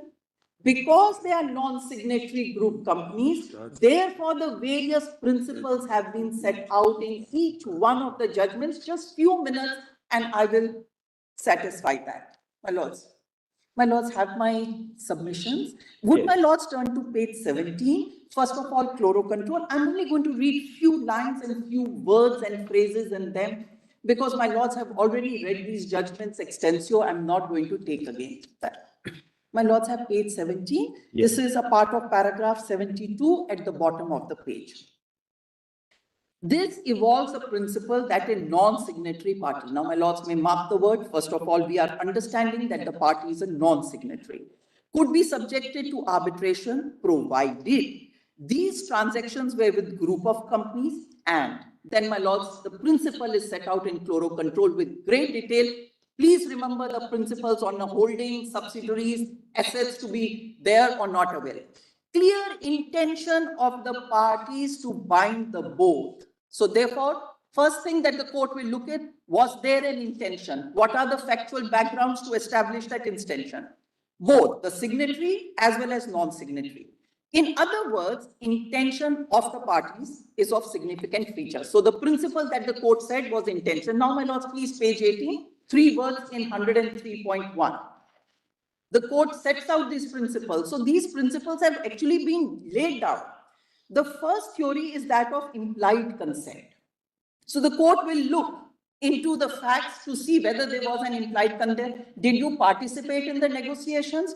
Did you make representations at that time that yes, this will be done through our subsidiary? Are there back-to-back contracts where you took a subcontractor to execute your contract, but he's not a party to the main agreement, etc.? So my lords, we have to look at each one of them. Next, third-party beneficiaries. Simple classic example in 501.1. A loan of 100 crore each is advanced to 2 companies which have no assets. That loan, they are only the companies which take the money and pass it to the other group companies. So those 2 companies take 100 crore each from respondent number 1 and 2, pass it on to their other 2 companies. Now, there are orders which are being there representations made. Those companies will not pledge their shares. Those companies will not alter their status as being into public listed company. They shall maintain their EBITDA, etc., etc., etc. Who has made the representation? The parties that hold 49% odd shares in those companies. Well, this is a conduct. This is a beneficiary. This is an implied consent. Guarantors. Assignment and other transfer mechanisms of contractual rights. So this is the principle that chlorocontrol said. We will look at these factors to see whether these non-signatory third parties are assenting to will be parties to the arbitration. Now, my lords, very quickly to Charan, if my lords may come to page 19. Would my lords just come to the highlighted portion? In holding, my lords have that. In holding a non-signatory bound by an arbitration, the court approaches the matter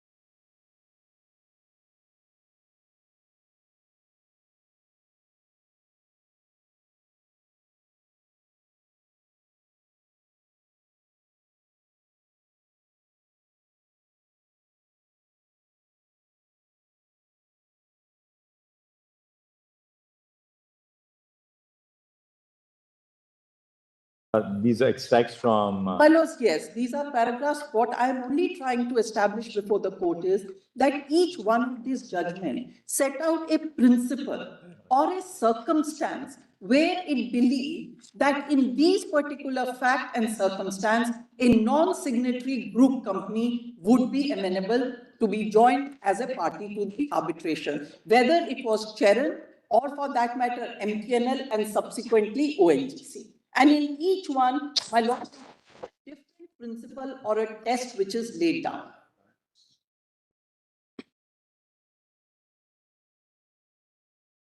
Like, may I just quickly? It's there. It's there, we don't need it. We have looked at these judgments. Yes. And we'll also note here that this particular matter 9, NHS section 9, no question of detagging because they're not going to decide it on That's this right. at all. But in fact, that submission was made and Yes, that's right. none of us have touched the facts. Because in fact, we've been very conscious not to touch the facts. Yes, yes. We have your written. Other submissions are there. So, my lord, that is my principle in terms of understanding the principle of a Right. holding subsidiary, Right. management of ring fencing, protection, then what Right. are those aspects that the court will look into? My lords will find it here. The only judgment that hasn't been set out here is that of ONGC. Yes, yes. And my lords, in ONGC, I would request my lords to look at paragraphs number, just give me a moment, my lords, page 283. Because principles in all these have been set up. ONGC.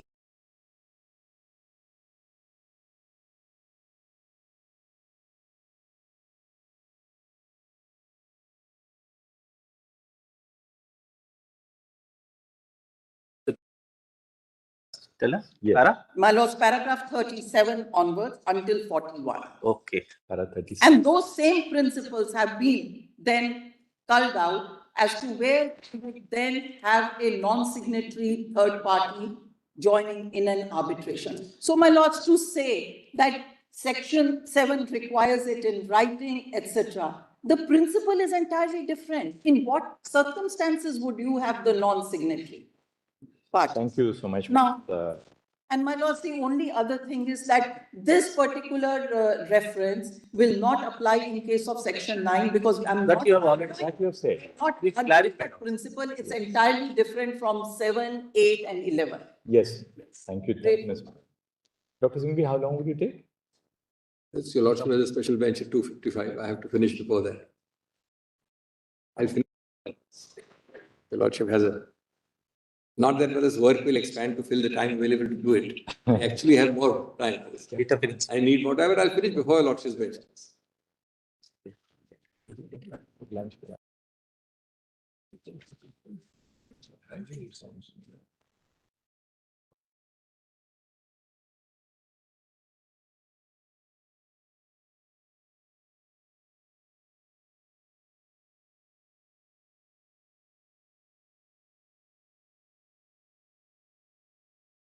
Just broadly, what is your submission going to be, Dr. Singhvi? It'll be faster. If your courtmaster can put three notes, three things. One is my note, which I gave you lordship in the opening. Lordship will call it note 1.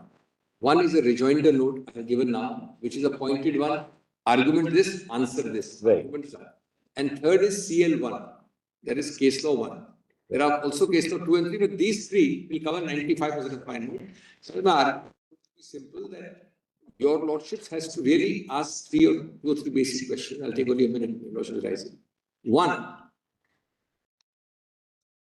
Well, as I say, the life of law is not logic but experience. So, well, if your lordship were to go strictly by logic, your lordship cannot have anybody not sign going to arbitration. That's the correct way to look at it. Now, obviously, that's not what your lordship is going to do. Where is the intent? Second error, only wrongdoing will display my intent. My learned friend says, where is wrongdoing positive or negative, you will send it to arbitration. Can't you have an intent to go with your sister concerns, group companies to arbitration without wrongdoing? Third, well, if the shield is made to, as they use the word ring fence, then well, if your lordship applies any of those 10 tests and finds A, that there is fragmentation, your lordship finds that the entire intent to settle the dispute or arbitration is frustrated by 2 companies being out because it is ring. So your lordship's doctrine is a superimposed doctrine which goes, of course, to the true intent, But a law which intent sees all the other intent tests I've already given. That's going to be my broad. Come.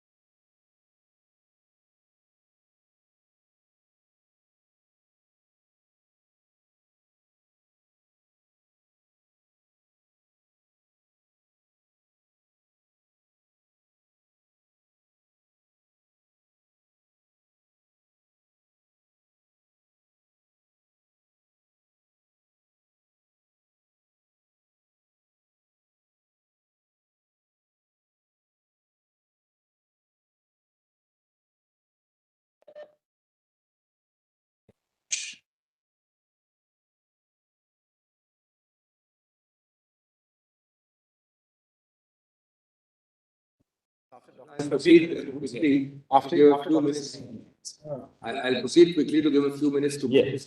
Advani and Yes. I requested Dr. Singh, one part of Ms. Arora's statement, because she's here for the first time, one aspect I need to respond to, I need about a minute, not more.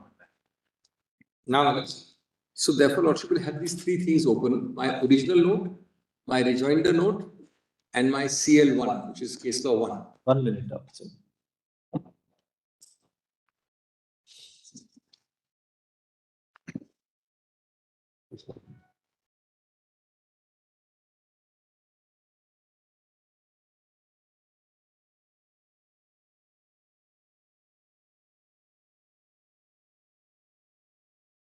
Is also rejoined. Which was circulated earlier today. And one list of authority volume 1. List of authority volume 1 I got.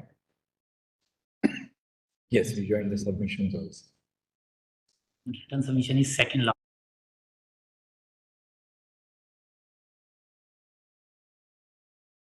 We joined the submissions.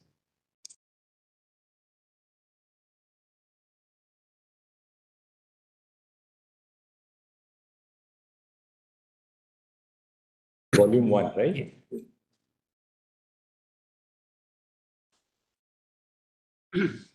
Yes. Each of my lords has got that. Yes. Yes. Now let's. I've got about half an hour, so I'll be very pointed. So they have about 10-15 minutes left between them and us. Please see the larger issue for a minute, and then I'll read only some part of these two notes. The rejoinder one?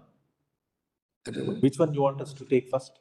No, Lordship may have all three open. I'm not going to follow this sequence because I'll just go between rejoinder note, my first note, and CL1. Yes. These three things are 95-98% of my solutions. I'll take a different sequence to make it shorter.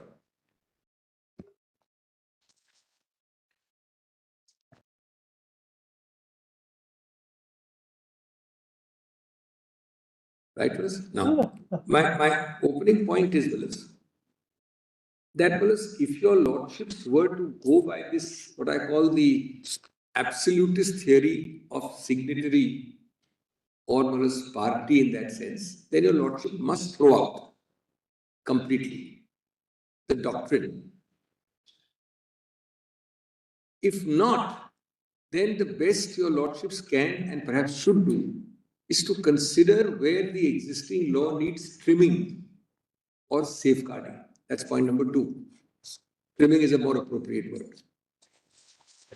Why, Willis, I say trimming? Because according to me, my lords has already fleshed out 10, 12, 15 legal principles, which ring fence that doctrine already from abuse. Now, certainly to the extent my learned friends on the opposite side tell your lordships that this doctrine ring-fenced by these 15 principles needs further tweaking in this particular sentence, I am with them. I have no problem. But the problem with this case is they have not told your lordships that. They are suggesting again and again, by creating an apprehension without telling your lordships which of those safeguards needs tweaking, so as to actually reduce the doctrine to vanishing point. So, without telling your lordships, because they know they can't say that, they can't tell your lordships normally, please throw out the group companies doctrine. Actually, that is a logical thing to say on their side. Realizing that that may either be unpalatable or discretion is the better part of valor, they say, no, keep the doctrine, but put so many unknown conditions which reduces to vanishing point, which another way of saying throw it out. One of those points is, must be positive or negative wrongdoing only. Only an example, I'll be reading in a minute. Take, for example, the repercussions of that point, Willis. That means that absent even piercing the veil is not merely based on wrongdoing. It's a misrepresentation to your lordships to suggest that piercing the veil is based solely on wrongdoing.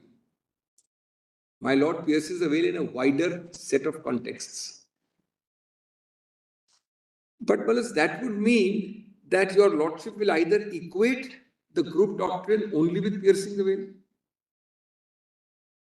It's not the way it is put by the other side. It amounts to that. So, please ask them which particular safeguard, and the lordship is to be reminded of those 15 safeguards. Please ask them which of these safeguards is not enough, in what manner. That's a constructive exercise. I would join them in that. But absent that, please don't let it be reduced to vanishing point by a circumvention or a camouflage. That the doctrine is okay, but in some unstated manner, don't apply it to a non-signatory or to a non-party, which means there is no doctrine at all. Now, with that backdrop, please turn to three portions in a different sequence. First, turn to my rejoinder note, the last page. I'm following a little different sequence, it will be quicker. But remember these 3 points, which I said in the opening. With that backdrop, kindly turn to the last page of my rejoinder submission. Para? The very last page, it's a kind of an appendix. It's not a para. Does it have the title, test for recognition? Now, what I've done here is I've done the reverse, and I think you'll actually find it useful. I have put the test or the concept and then the case law under it. It's already there, but I've done the reverse. Now, let's just give me a few minutes. I'll not read a single case on this page. One test is intention of parties, commonality of interest necessary to bind non-signatories. First of all, as my learned friend Ms. Arora also said, I said in the opening, this non-signatory is a complete red herring phrase. This phrase non-signatory actually has no place in this jurisprudence. I'll tell you why. Because if you're a signatory, the doctrine doesn't arise. It doesn't arise. Then you must have an all or nothing. The moment you're not a signatory, the doctrine doesn't arise. Full stop. Your lordship throws out whatever your lordship wants to throw out. So the whole doctrine is, yes, a non-signatory can be there to what extent? Express party, implied party. Implied party. Now, so non-signatory, of course, we are using in the jurisprudence, so it's okay. It can go along, but that's the concept. Now come to this. Intention of parties, commonality of interest necessary to bind non-signatories. Now, let's just see. These are chapter and verse specific paras where my lords has in 3 judges, 5 judges, or 2 judges laid it down. I'm saving time to specific paras pinpointed. And I'm grateful to my learned friend, Mr. Himanshu Mehta, for having done that exercise under my supervision, but it's useful to have it called out. And I've got CL1, which is your lordship's volume 1, otherwise sometimes CL2. Now, so many times your lordship has done it, the question your lordship should ask is, what is the imperative necessity of throwing out this whole page? Because if your lordship really were to apply the true test, then your lordship should throw out this page. Reverse this page, overrule this page. Now see the next test. Alter ego piercing of corporate veil may be required. My lord has given reasons. My lord has had in 2, 3 and 5 years and given reasons. Now unless something compellingly wrong is shown there, all this should be overruled. Then engaged in negotiation of performance of the commercial contract. Well, actually what happens is, this answers both the shielding point and the wrongdoing point. Well, your lordship does look for the intent. Let me give a nuanced answer to the point here. Of course, your lordship goes by intent. But intent is both a subjective and an objective test. It's not a subjective test where I tell your lordships, I know I'm fully involved in this contract, but I will create a structure whereby, despite my full involvement, I will say my intent is to shield myself from arbitration. As one of the cases said, that your lordship's objective test kicks in. Your lordship is the judge there. As one of the cases said, that you deduce the subjective intent of the parties from objective facts. That's my next sentence. Therefore, the subjective intent test alone is constitutive of great injustice, and then your lordship must overrule the doctrine. What your lordship has never done is know or yes are black and white. My lordship has operated in the zone of grey. Otherwise, why do your lordship have these 15 principles, brothers? Because your lordship knows case by case justice can't be done without these 15 principles. Otherwise, lordship says, yes, we accept it fully or we don't accept it at all. No, your lordship says we accept it, but family-run companies through complex structure is one test. Yes, we accept it, but tight group structure with strong organization, financial links is another test. That is the right way to do it with respect, because your lordship will then be doing justice without straitjacketing it in an exhaustive manner for unknown speculative situations in the future, which your lordship can never predict. Your lordships can never predict. Does your lordship want that injustice on a logical application of the other side's case? My respectful submission is answer has to be no. Yes, if your lordships can be pointed out any major fallacy or error in this page 6 principles I have given, then your lordships can tweak it. Has anybody told your lordship specifically in what language to tweak it? With great respect, I ask that question of myself. Not really. Either it's a throw the baby out of the bathwater or say it in a generalized way without telling your lordship which principle is wrong here. And that subjective objective is very important for the Chief Justice also, Justice Narasimha. If your lordship were to give extreme and dispositive, conclusive weight to subjective intent, then really your lordship is saying every non-signatory is out. Because the intent of the non-signatory is not to be bound. Then why have a signatory, why have a doctrine at all? It is already that your lordship's objective intent kicks in and balances the subjective intent. But it has never been the absolute subjective intent. My lord applies the mind, that objectively the whole system is there. Just because he has ring-fenced or created a structure, we will not leave our adjudicatory job of injecting some objective intent to do justice. That's the real crux of the matter. So, as I leave this page,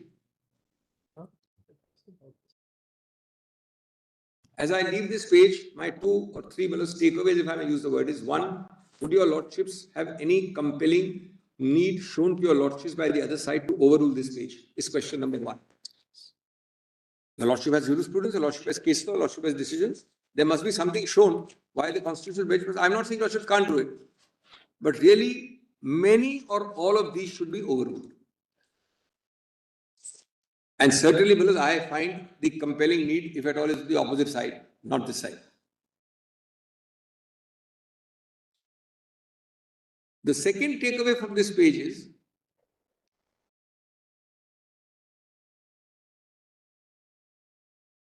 that, I'm sorry, my apologies.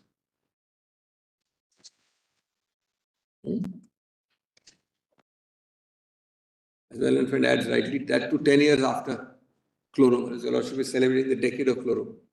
So your lordship should overrule. 10 years after, but it's just a thought. I think we haven't yet come across a critical mass of contradictory views in the context of chloro control principle. It's perhaps a little too early. As you are saying, that there are another set of cases which had proved to the court that this doctrine is excessively applied or overarched or wide enough, so much so that the court should take a step back and control. We haven't yet arrived at that situation, is what you're saying. I'm extremely grateful, and may I, with your lordship permission, adopt that phrase, critical mass. That is the critical phrase. It is possible for a constitution bench which finds a predisposition of a mass of cases this way and that way, that is either equal or heavily weighted against the chloro doctrine. It is possible your lordship reaches a critical mass sometime in the future. Otherwise, really a constitution bench is being asked to do an extraordinary thing. And again, it is left unstated by them because they know if they put it like that, lordship would find it unpalatable. So it is not put like that. To be fair, they have not put it at that level.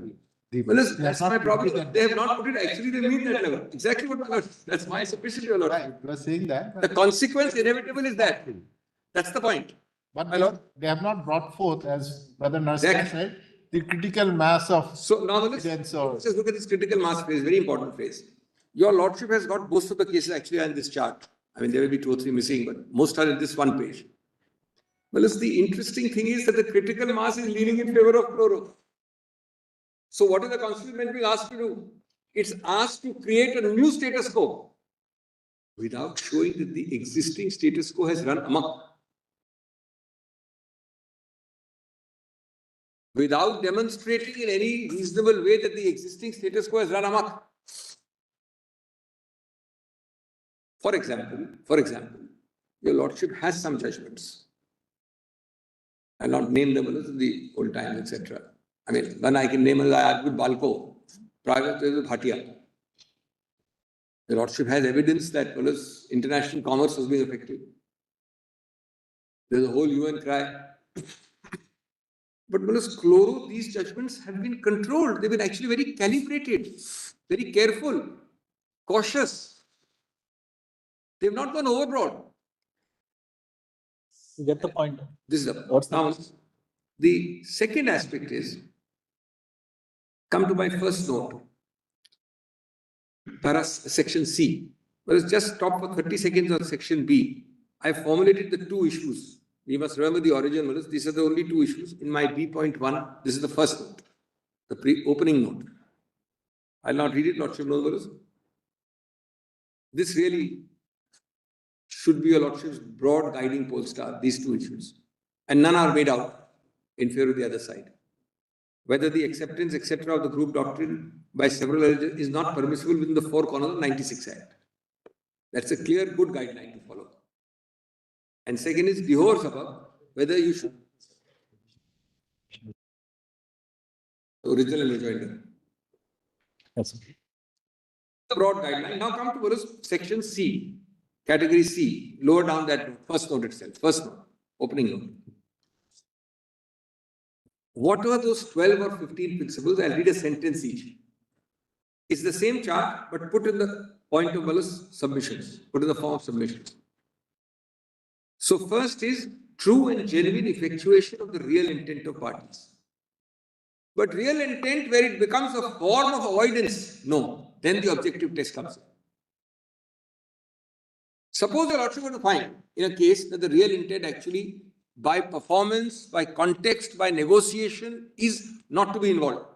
Then your lordship will say, no, there's no group doctrine. It's not bound by arbitration. Your lordship is entitled to the existing law. What is wrong with that law?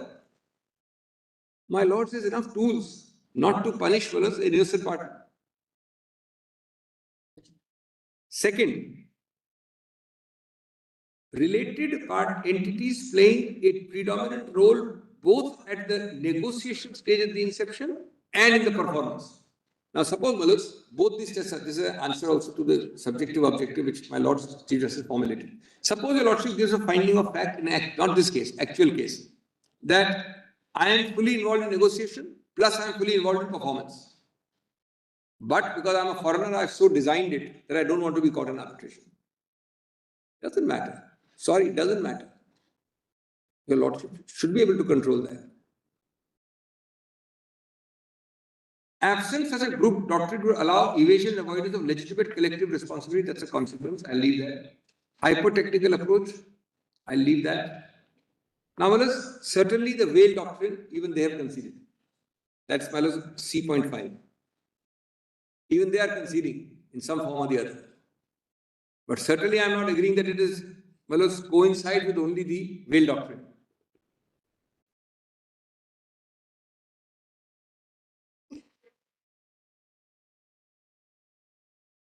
Rest of what we've seen, a very, very important concept is C11. This is a judicial policy and a public policy. Not that any single swallow will make a summer. No single point is enough. But the totality your Lordship will see. In a genuine case where a Lordship gets a fragmentation, why should a Lordship allow it? In effect, you are using it to stop what? Legitimate arbitration.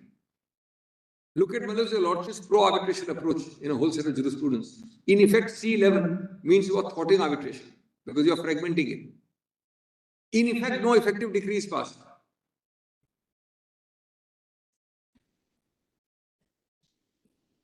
Then I've given C9, which is composite and all that. Anyway, this is just to remind my lord that all of these principles are there. I'm not reading about them. There are about 12 or 14 of them. Well, there's a word here, and then I go back to my agenda note. C15 and C16 are more important than they are given the weight of. Claiming through or under in the Law Commission is not being given enough weight by the other side. If that is so, Malus, then merely saying non-signatories will not, Malus, nullify this. I've given various reasons for C15 and C16 that has not been answered, that has not been really dealt with. That, according to me, Malus, I reiterate fully. The entirety of the Law Commission, the 2(1)H argument, Section 8, I'm saving time, I'm not reading it, Malus. That is an important consideration in a particular case.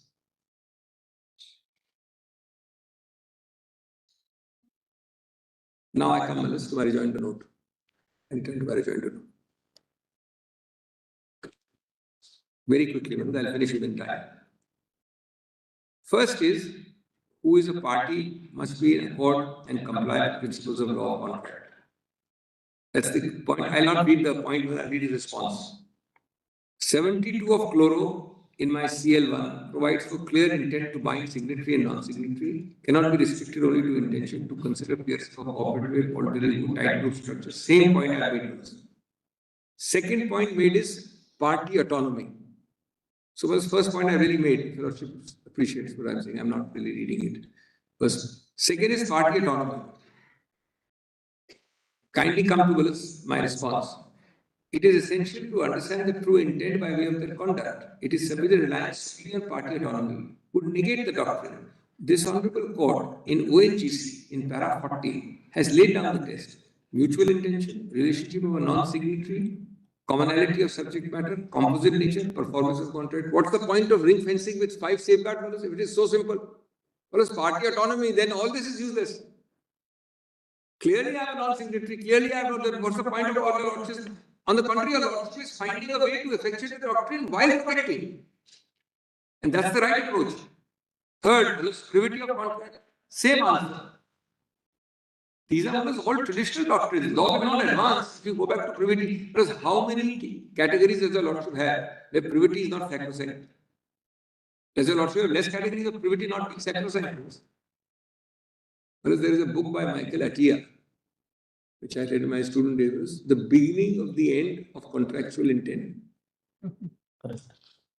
This is written almost 70 years ago. English people who are conservative found the beginning of the end of contractual intent. And a lot of us today told party autonomy and contractual intent is conclusive and dispositive.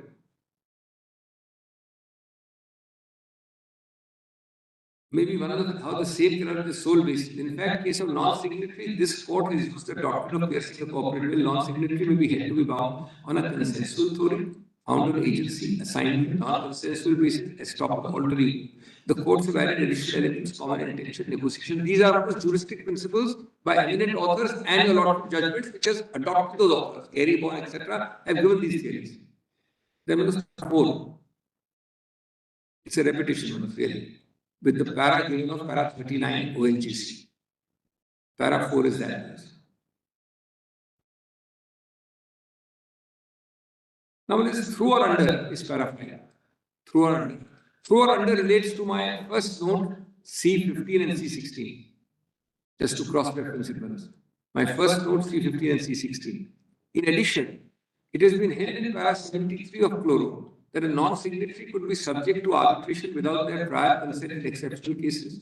The court may lay down the parameters which permit play in the joints. The court will examine these exceptions of the custom of direct relationship of the party to the agreement, direct commonality, and agreement between the parties being a composite transaction. Then this US and Germany, I'm not spending time in para 6. We'll come to para 8. A point I've already made for this. Compelling reason, entrenched doctrine in Indian law. Compelling reason not shown to your lordships. An entrenched doctrine is para 8. Para 9 was about implied consent, a phrase which fell from your lordship, section 7. The above submissions cannot be accepted for the reasons. A, doctrine be applied in facts, etc. Each case cannot be a straitjacket formula. And if your lordship were to find adopt this all or nothing, then there will be no grey area. Lordships can't handle individual cases in future then. Well, GCD is a reasonable and a natural extension of piercing the veil doctrine. Some or all already established legal tests regarding piercing would be applicable depending on individual facts. Then, you have chosen a private forum is argument number 10. Parties have a right to choose the forum and the parties to the agreement, but circumstances arise where a non-signatory company can be roped into arbitration because the court found the existence, quote unquote, from MTNL, a tight group structure with strong organizational and financial links so as to constitute a single economic unit or a single economic reality. If your lordship comes to that factual conclusion in a case, why should the tyranny of an intention doctrine defeat this? Is my question to myself. Then 11.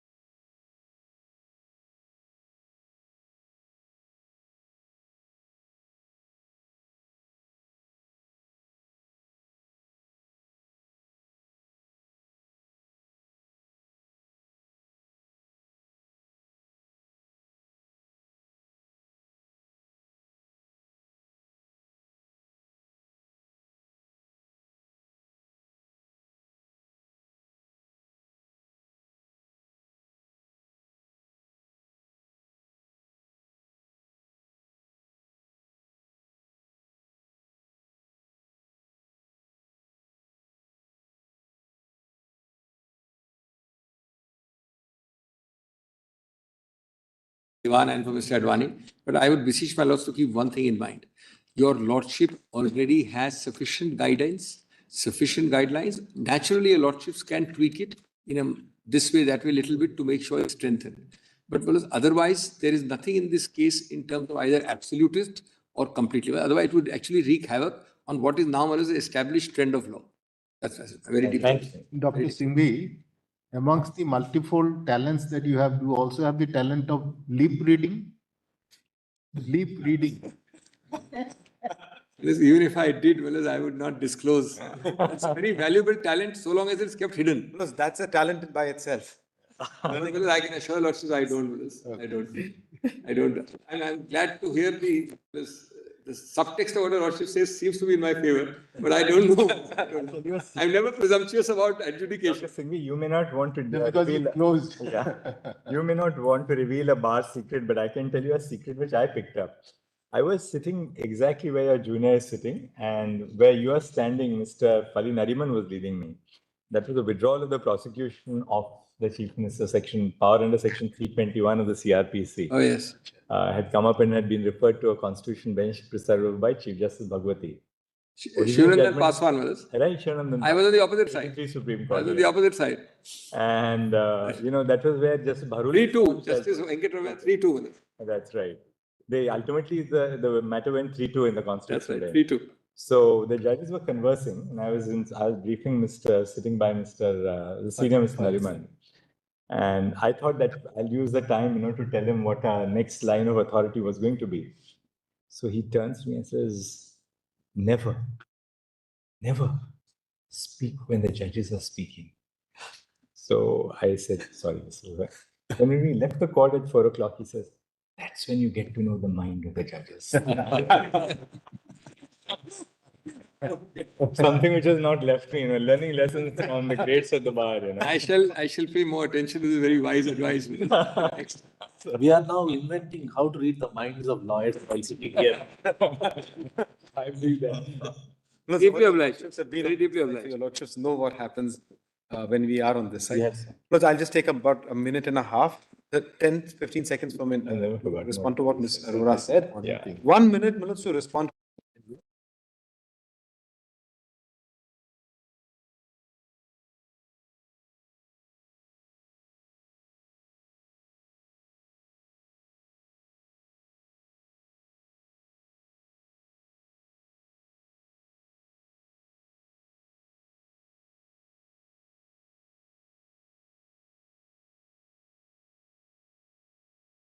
As far as the submission which Ms. Arora had made, there's just one aspect I want to point out. That while it is a section 9, the entire determination which your lordships will see at paragraph 6, 7 and 12 of the judgment was only on the group of companies doctrine. So as far as the issue is concerned, the issue is in fact the identical issue that your lordships is hearing in 501. So it shouldn't be delinked in any form. That's the only one point I want to make. There's just one thing that fell from my Lord Justice Narasimha, which is in relation to has the critical mass of cases been brought before my lords to say there's some kind of abuse or not. Because I think there are two ways to look at this point. The first way, my lords, is which are the two countries we are akin with, at least as far as adoption of the model law is concerned, and my lords, the localized theory, England and Singapore. And both those countries have rejected the doctrine, we have not.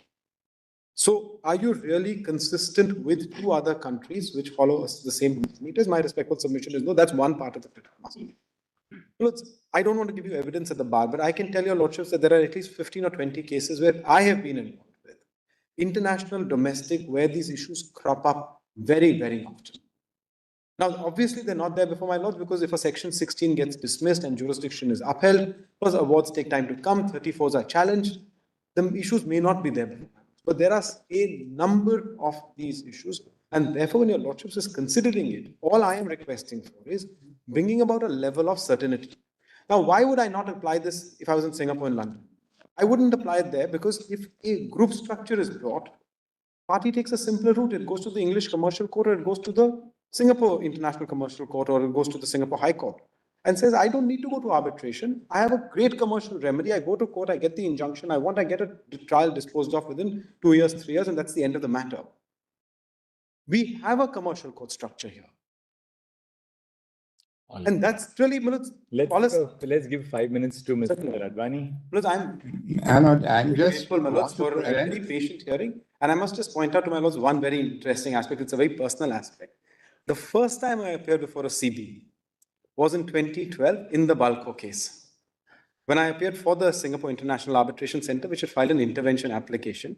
And I got my 7.5 minutes on that side of the table, right towards the end. Because this is, in fact, from an arbitration perspective, the second time, I've appeared before other CVs, over that 10, 12-year period. But from an arbitration perspective, this is the second time I've actually addressed a CB on Thank you, Mr. Thank you. And I'm deeply grateful for a very Thank you, Dr. Singhvi. Yes, Mr. I just want to present a slightly different perspective.